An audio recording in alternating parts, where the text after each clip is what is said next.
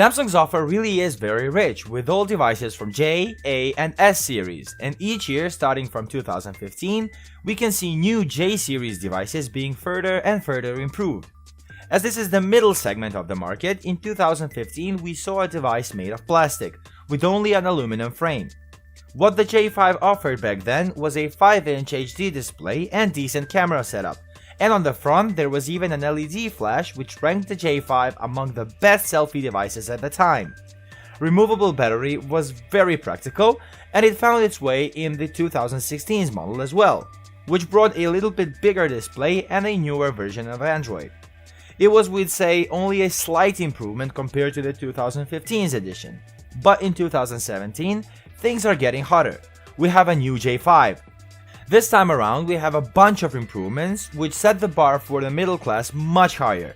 The J5 is still in the middle ground, right between the J3 and the J7.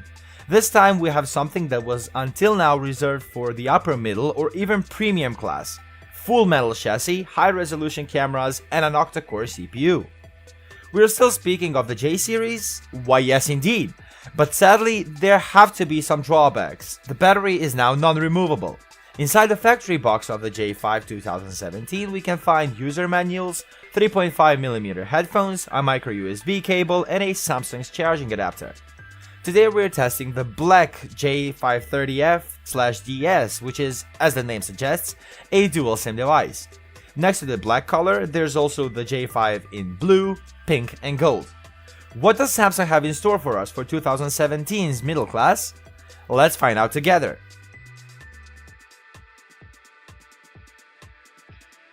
Can you guess what kind of a display we have in this device? If you guessed Super AMOLED, you're right. We honestly support this choice since Samsung has really perfected the quality of these displays, yet somehow they managed to outdo themselves with each new iteration of the series.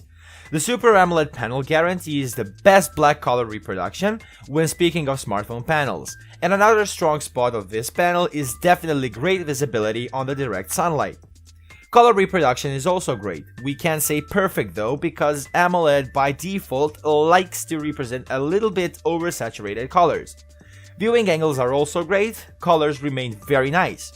Brightness of the panel is not that great when using manual settings, but thankfully the J5 has an ambient light sensor implemented, which greatly improves things in the auto mode.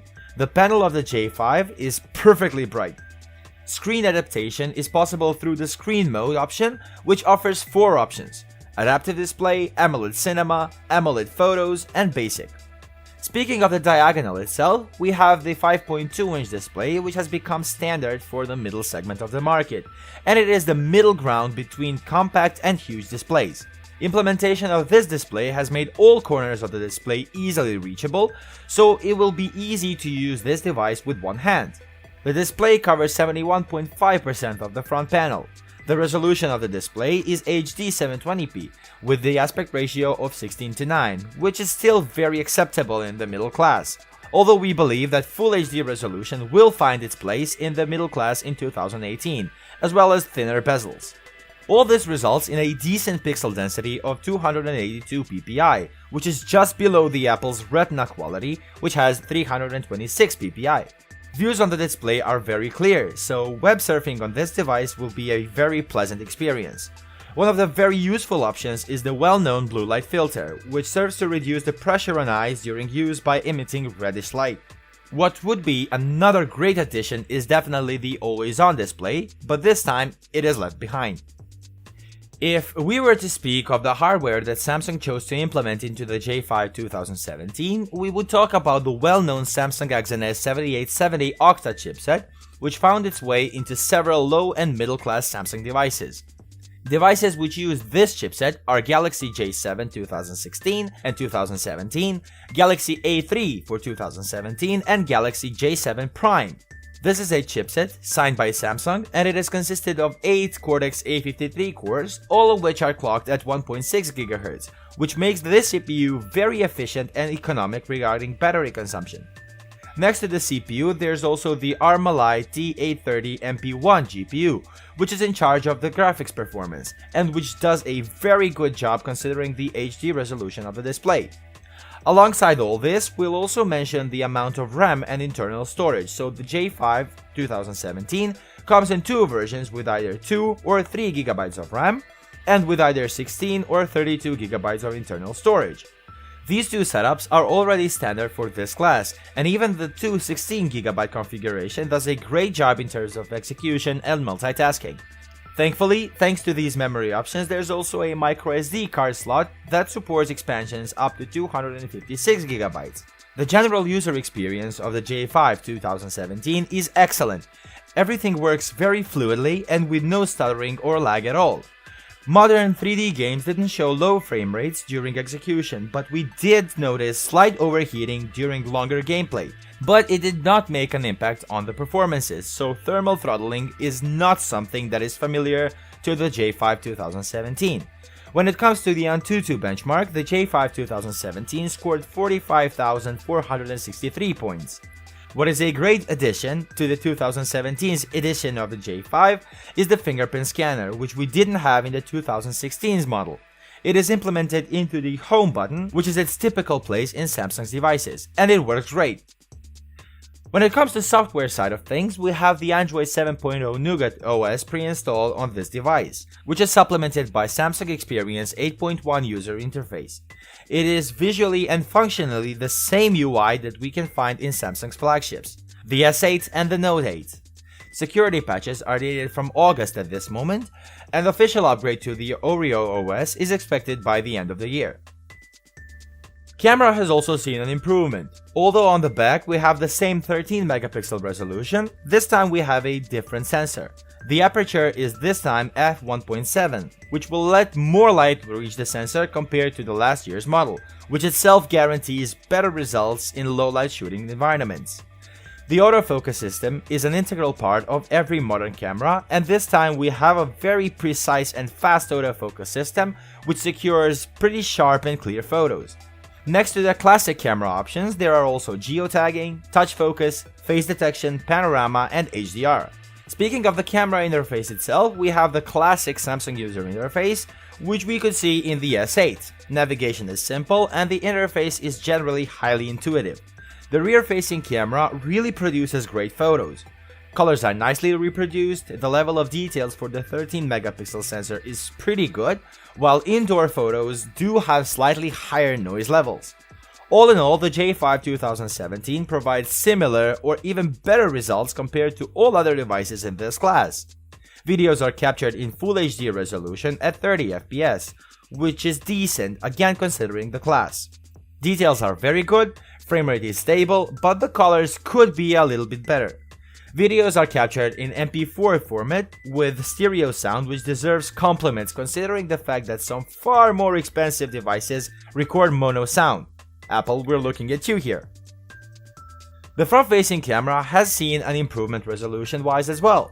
Last year we had a 5 megapixel sensor backed with an LED flash, but this year the front-facing camera has the amazing resolution of 13 megapixels, again backed with an LED flash.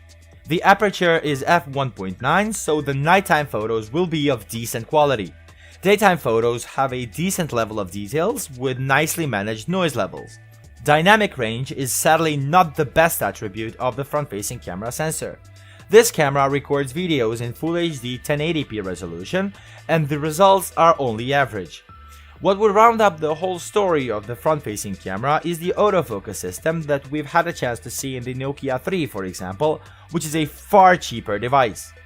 Today we're testing the SMJ530F/DS, which implies that this is a dual SIM device, and next to this version there's also a single SIM version.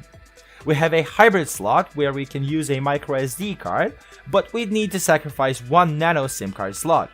Both slots are nano SIM slots.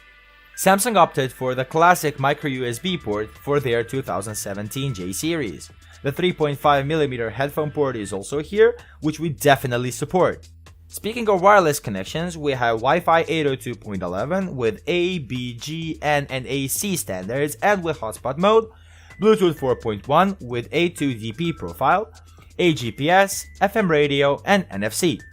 This year we lost one of the options, and that is the ability to remove the battery without visiting a professional. Although we don't have this ability, the J5 2017 seems like a more durable and better device. We have a lithium-ion battery with the capacity of 3000 mAh. This is a very good thing, and if you take into account very highly energy efficient chipset, the battery should, according to the manufacturer, last around 21 hours of talking time in 3G networks or around 83 hours of music reproduction. Pretty good results. The thing that's missing is fast charging, and because of it, the charging could last up to 2 hours. The lower middle class got another serious contender in the race towards the very top.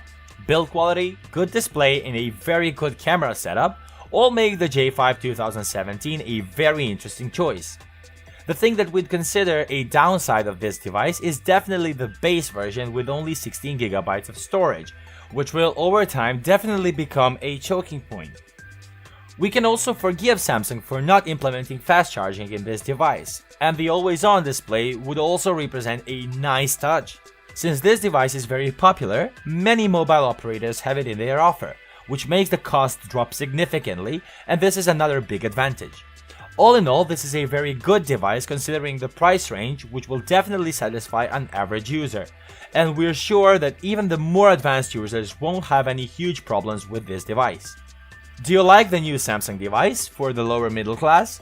We'd like to see your opinion in the comment section below. If you have any ideas or you would like to see a specific device being reviewed soon, feel free to let us know here or on our Facebook page. If you like this review, subscribe to our channel, like the video, and sit back and relax while we make more of the same for you.